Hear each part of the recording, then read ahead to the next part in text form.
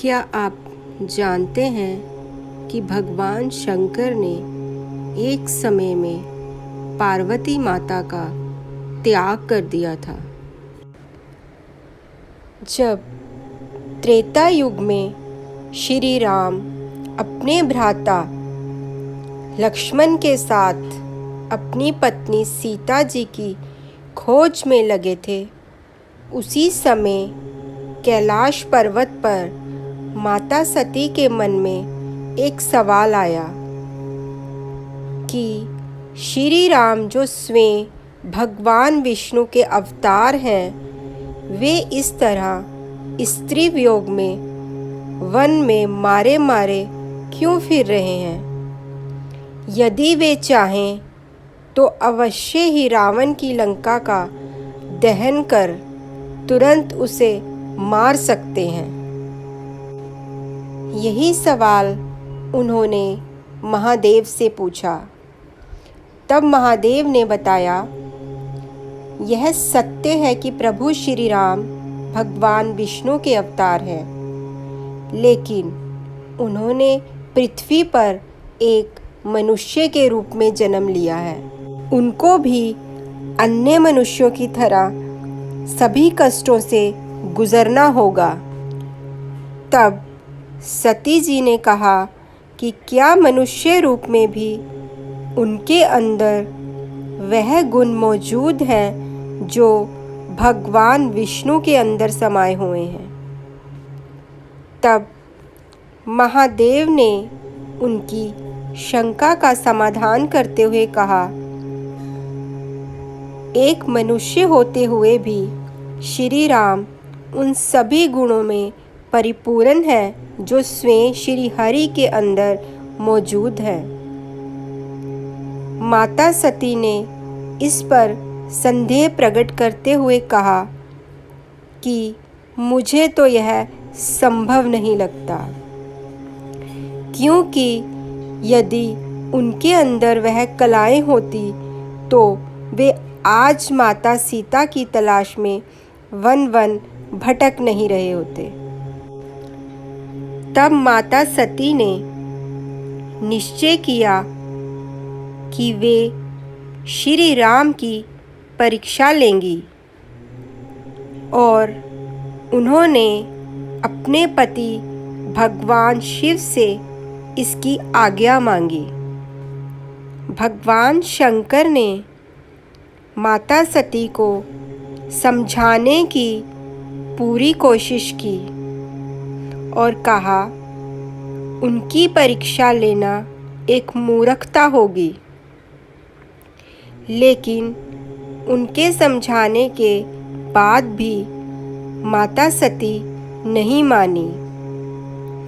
तब मजबूरन भगवान शंकर ने माता सती को श्री राम की परीक्षा लेने की इजाज़त दी। माता सती देवी सीता का रूप धारण कर उसी रास्ते पर बैठ गई जहाँ से थोड़ी ही देर में श्री राम और लक्ष्मण गुजरने वाले थे। जब श्री राम और लक्ष्मण वहाँ से गुजरे, तब लक्ष्मण जी की नज़र देवी सीता का रूप धारण की हुई माता सती पर पड़ी और लक्ष्मण उन्हें ही सीता माता समझकर प्रसन्न हो गए और उन्हें प्रणाम किया।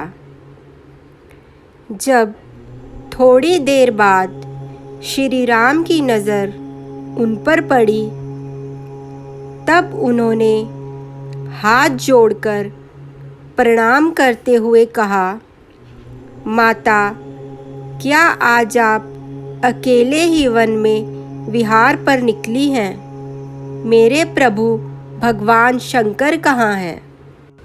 यह सुनकर माता सती बहुत ही लज्जित हो गई था, अपने वास्तविक रूप में आ गए। माता सती ने भगवान श्री राम और लक्ष्मण को सीता की खोज में सफलता हेतु आशीर्वाद दिया। उसके बाद माता सती कैलाश पर लौट आए। जब भगवान शंकर ने उनसे पूछा कि क्या तुमने श्री राम की परीक्षा ली थी, तब माता सती ने उनसे कहा कि उन्होंने श्री राम की कोई भी परीक्षा नहीं ली, परंतु महादेव तो अंतर्यामी थे, इसलिए उन्हें यह पता चल गया कि किस तरह माता सती ने देवी सीता का रूप धारण करके भगवान श्री राम की परीक्षा ली थी। तब महादेव को इस बात का एहसास हुआ कि अब ना ही वे माता सती को अपनी धर्मपत्नी के रूप में मान सकते थे और ना ही उनका त्याग कर सकते थे, परंतु उनको यह एहसास था कि माता सती ने प्रभु राम की पत्नी सीता का रूप धारण किया था, जिस कारण भगवान शंकर ने विवश होकर माता सती के पत्नी रूप का मन ही मन में त्याग कर दिया था। जब माता सती ने देखा कि महादेव की कृपा दृष्टि अब उन पर पहले जैसी नहीं रही, तब उन्होंने इसका कारण ब्रह्मा जी से पूछा।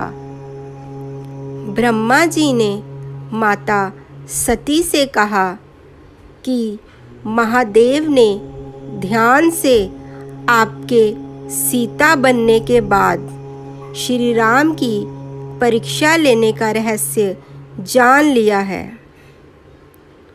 इसलिए अब से वे आपको कभी अपनी पत्नी का दर्जा नहीं देंगे। उसके बाद दुखी हो माता सती ने अपने पिता द्वारा किए जा रहे यज्ञ में जाने का फैसला लिया, परंतु शिव जी यह जानते थे यदि माता सती उस यज्ञ में गई तो वे अवश्य ही अपना शरीर त्याग कर देंगी, इसलिए वे लगातार माता सती को यज्ञ में जाने से रोकते रहे, परंतु माता सती ने किसी की भी ना सुनी और वह यज्ञ में चली गई। इसके उपरांत यज्ञ में अपने प्रभु शिव के बारे में गलत सुनकर उन्होंने वहीं पर आत्मदाह कर लिया। उसके बाद माता सती ने अपनी देह को त्याग कर अगला जन्म पार्वती जी के रूप में लिया।